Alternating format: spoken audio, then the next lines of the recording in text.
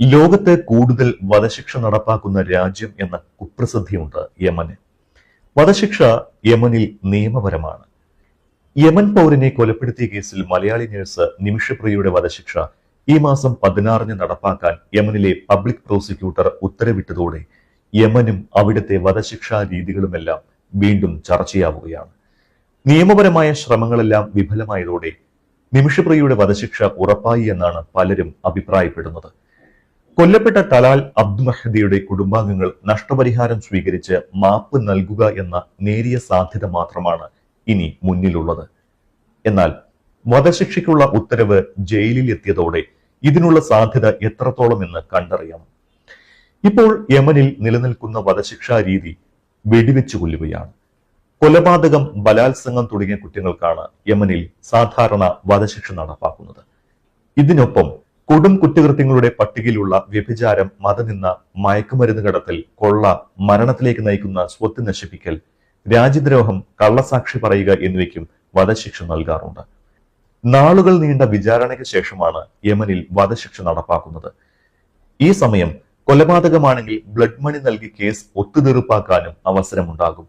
ഒടുവിൽ യമൻ ഭരണാധികാരി ദയാഹർജി തള്ളുന്നതോടെയാണ് വധശിക്ഷ നടപ്പാക്കുന്നത്.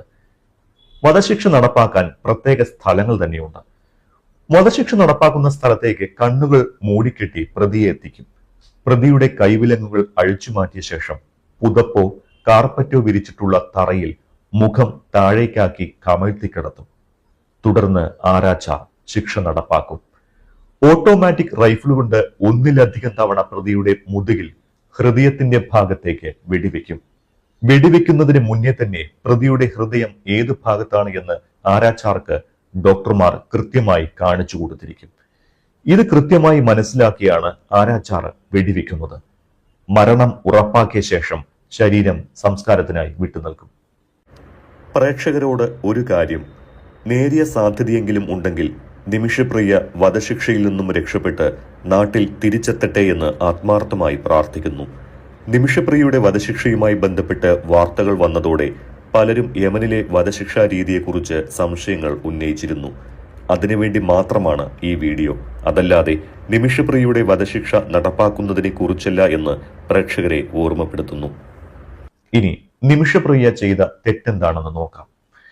2017 ജൂലൈ 25-ന് യമൻ സ്വദേശി തലാൽ അബ്ദുൽ മഹദിയുടെ കൊലപാതകമാണ് നിമിഷപ്രിയയുടെ ജീവിതം മാറ്റിമറിച്ചത്. യമൻ പൗരനെ കൊലപ്പെടുത്തി മൃതദേഹം വീടിനുള്ളിലെ ജലസംഭരണിയിൽ ഒളിപ്പിച്ചുവെന്നായിരുന്നു കേസ്.